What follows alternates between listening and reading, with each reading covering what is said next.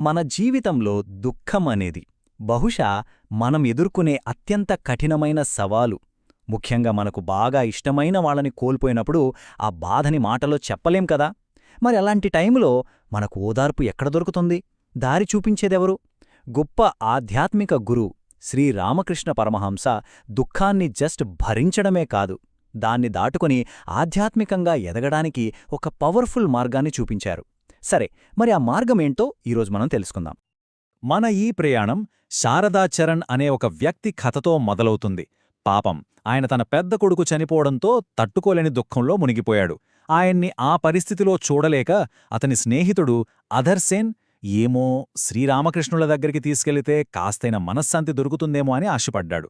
అలా ఇద్దరూ ఆయన దగ్గరికి వచ్చారు. సరే, ఈరోజు మనం ఏం చూడబోతున్నామంటే, ముందుగా ఒక స్నేహితుడి దుఃఖం గురించి తెలుసుకుంటాం. ఆ తర్వాత జీవితాన్ని ఒక యుద్ధంలా ఎలా ఎదుర్కోవాలో చూస్తాం. ఆ యుద్ధంలో గెలవాలంటే దేవునికి శరణాగతి ఎలా చేయాలో అర్థం చేసుకుంటాం. దీనికి రావణుడి కథ మనకొక ఉదాహరణ. ఆ తర్వాత అసలు మనం ఉంటున్న ఈ ప్రపంచం ఒక కర్మభూమి అని తెలుసుకుని ఫైనల్గా ముందుకు వెళ్లడానికి సరైన మార్గమేంటో చూద్దాం. మొదటిది, ఒక స్నేహితుని దుఃఖం. ఇదొక యూనివర్సల్ ప్రాబ్లం. చూడండి, శారదాచరణ్ కథ అంటే కేవలం ఒక వ్యక్తి కథ కాదు. నిజానికి అది మనలో చాలామంది ఏదో ఒక టైంలో అనుభవించే వేదనే. ఆయన పడిన ఆ ఆవేదనే మనందరికీ లైఫ్లో వచ్చే పెద్ద పెద్ద ఛాలెంజెస్ని ఎలా ఎదుర్కోవాలో నేర్పించే ఒక గొప్ప ఆధ్యాత్మిక పాఠానికి పునాది వేసింది. యుద్ధానికి సిద్ధపడమన్నారు శ్రీరామకృష్ణులు. ఇది చాలా ఆశ్చర్యకరమైన రెస్పాన్స్ కదా. ఎందుకంటే అంత బాధలో ఉన్న శారదాచరణ్ను చూసి ఆయన అయ్యో పాపం అని ఓదార్చలేదు. దానికి బదులుగా ఆయన ఒక పవర్ఫుల్ పాట పాడారు. ఆ పాట వింటే అసలు చావు బ్రతుకు అంటే ఏంటో మనకు ఒక కంప్లీట్లీ కొత్త యాంగిల్లో అర్థమవుతుంది. ఆ పాటలో ఆయనేమన్నారంటే, యుద్ధానికి సిద్ధపడు, సాక్షాత్తు మృత్యువే నిన్ను ముట్టడించడానికి వస్తోంది, భక్తి అనే రథాన్నెక్కు, జ్ఞానమనే కత్తిని పట్టుకో. అబ్బా, ఎంత పవర్ఫుల్ మాటలవి! అంటే బాధ వచ్చిందని కుంగిపోయి కూర్చోవడం కాదు, దాన్ని ఒక యుద్ధంలా ఎదుర్కోవాలి. మరణం మన మీదకు వస్తున్నప్పుడు మన ఆయుధాలేంటి? భక్తి అనే రథం, జ్ఞానమనే ఖడ్గం. అంటే సైలెంట్గా ఒప్పుకోవడం కాదు, దాన్ని చైతన్యంతో ఎదుర్కోవడం అన్నమాట. మరి ఈ యుద్ధంలో మన అల్టిమేట్ వెపనేంటి? దేవునికి శరణాగతి. శ్రీరామకృష్ణులు ఏం చెప్పారంటే, ఈ యుద్ధంలో గెలవటానికి మన బలం సరిపోదు, మనల్ని మించిన ఒక శక్తికి కంప్లీట్గా సరెండర్ అయిపోవడమే అత్యంత శక్తివంతమైన వ్యూహం. అసలు ఈ శరణాగతి అనే కాన్సెప్ట్ని అర్థం చేసుకోవడానికి శ్రీరామకృష్ణులు ఒక 3 అద్భుతమైన ఉదాహరణలు చెప్పారు. అందులో మొదటిది, నేనొక మెషీన్ని, నువ్వే దాన్ని నడిపే ఆపరేటర్వి. దీని మీనింగ్ ఏంటంటే, నేను చేస్తున్నాను అనే అహంకారాన్ని, ఆ ఈగోని వదిలేయడం. మన లైఫ్ని నడిపే శక్తి మనది కాదు, ఆ పై శక్తి చేతిలో మనం జస్ట్ ఒక పరికరం మాత్రమే అని యాక్సెప్ట్ చేయాలి. ఇక రెండో ఉదాహరణ, నేను ఇల్లు, నువ్వు ఆ ఇంటి యజమానురాలివి. ఆలోచించండి, ఒక ఇంటిని ఎలా చూసుకోవాలో, దాన్ని ఎలా కాపాడుకోవాలో ఆ ఇంటి ఓనర్కి బాగా తెలుస్తుంది కదా. అలాగే మన జీవితాన్ని ఎలా నడపాలో ఆ దైవశక్తికే బాగా తెలుసు. సింపుల్గా చెప్పాలంటే మన బాధ్యతలు, మన టెన్షన్లు అన్నీ ఆ శక్తికి వదిలేయడమే. ఫైనల్గా మూడోది, నేను రథాన్ని, నువ్వు సారథివి. చూడండి, మెషీన్, ఇల్లు, రథం, ఈ 3 కూడా మనమే. వాటిని నడిపేది, మేనేజ్ చేసేది, డెస్టినేషన్కి చేర్చేది ఆ దైవమే. మనం చెయ్యాల్సింది ఒక్కటే, ఆ సారథి మీద పూర్తి నమ్మకంతో మన లైఫ్ అనే రథాన్ని ఆయన చేతిలో పెట్టడం. అప్పుడు చూడండి, మన భారాలన్నీ ఆయనే చూసుకుంటారు. ఇప్పుడు రావణుడి కథ చూద్దాం. దుఃఖం మనల్ని లోపల్నించి ఎంతలా నాశనం చేస్తుందో చెప్పటానికి ఈ కథ ఒక పర్ఫెక్ట్ ఉదాహరణ. ఇది ఎంతటి పవర్ఫుల్ వాళ్లనైనా ఎలా దెబ్బతీస్తుందో చూపిస్తుంది. యుద్ధంలో ఓడిపోయిన తర్వాత రావణుడి శరీరాన్ని లక్ష్మణుడు చూస్తే అతను ఎముకల నిండా రంధ్రాలున్నాయి. అవి చూసి లక్ష్మణుడు ఆశ్చర్యపోయాడు. ఇవన్నీ అన్నయ్య శ్రీరాముడి బాణాల వల్లే ఏర్పడ్డాయని అనుకున్నాడు. కాని అసలు కారణం అది కాదు.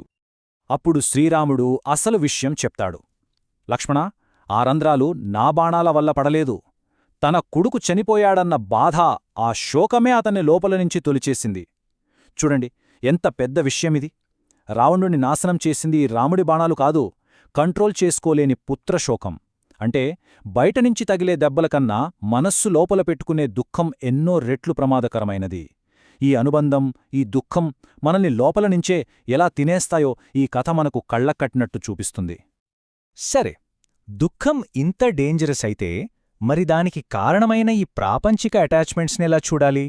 దీనికి సమాధానమే మనమున్నది ఒక కర్మభూమి అని తెలుసుకోవడం. అసలు ఈ ప్రపంచంలో మన ఉనికి ఏంటో శ్రీరామకృష్ణులు కొత్తగా డిఫైన్ చేస్తారు. శ్రీరామకృష్ణులు చెప్పిన ఈ పోలిక చాలా బావుంటుంది. మన అసలైన ఇల్లు ఒక పల్లెటూరు అయితే, ఈ ప్రపంచం మనం పని చేసుకోవడానికి వచ్చే ఒక సిటీ లాంటిది. అంటే ఒక టెంపరరీ వర్క్ ప్లేస్. మనం ఇక్కడికి మన పనులు, మన కర్మలు చేసుకోవడానికి వస్తాం, అంతే. అందుకే ఈ టెంపరరీ ప్లేస్తో మరి ఎక్కువగా అటాచ్మెంట్ పెట్టుకోవద్దు అని ఆయన మనల్ని హెచ్చరిస్తున్నారు. అసలు రియాలిటీ ఏంటంటే, ఈ ప్రపంచంలో మన కుటుంబం, ఇల్లు లాంటి అటాచ్మెంట్స్ అన్నీ టెంపరరీ. పర్మనెంట్ నిజం ఒక్కటే, అది దేవుడు. ఆయనే సృష్టి, స్థితి, లయ అనే సైకిల్ని నడిపిస్తాడు.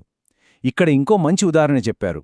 ఒక ఊర్లో పెద్దవాళ్లు వచ్చే పంట కోసం మంచి గుమ్మడి విత్తనాల్ని ఎలాగైతే జాగ్రత్తగా దాచిపెడతారో, అలాగే జగన్మాత కూడా ఈ సృష్టి మొత్తం నాశనమైనా మళ్లీ కొత్త సృష్టి కోసం కొన్ని విత్తనాలని కాపాడుతుంది. అంటే ఈ ప్రపంచంలో పర్మనెంట్గా ఉండేది ఆ దైవశక్తి ఒక్కటే. మిగిలినవన్నీ వస్తుంటాయి, పోతుంటాయి, అంతే. సరే, ఈ ఫిలాసఫీ అంతా బాగుంది. కాని ప్రాక్టికల్గా ఏం చేయాలి? ఒక స్పిరిచువల్ వారియర్గా మనం ముందుకు వెళ్లడానికి శ్రీరామకృష్ణులు కొన్ని ప్రాక్టికల్ స్టెప్స్ కూడా చెప్పారు. ఇప్పుడు వాటి గురించి చూద్దాం. మన స్పిరిచువల్ ప్రాక్టీస్కి 4 పిల్లర్స్ ఉన్నాయంటారు ఆయన. 1 దృఢ సంకల్పం, అంటే మనం చేసే సాధన మీద గట్టి పట్టుదల ఉండాలి.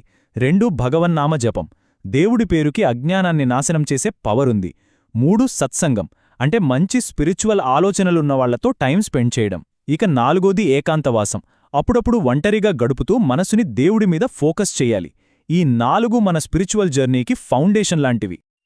ఫైనల్గా ఆయన చెప్పిన ఈ మాట, ఆయన చెప్పిన దానికంతటికీ సమ్మరీ లాంటిది. మొదట్లో కష్టపడి పనిచెయ్యండి, ఆ తర్వాత మీ పెన్షన్ ఎంజాయ్ చెయ్యొచ్చు.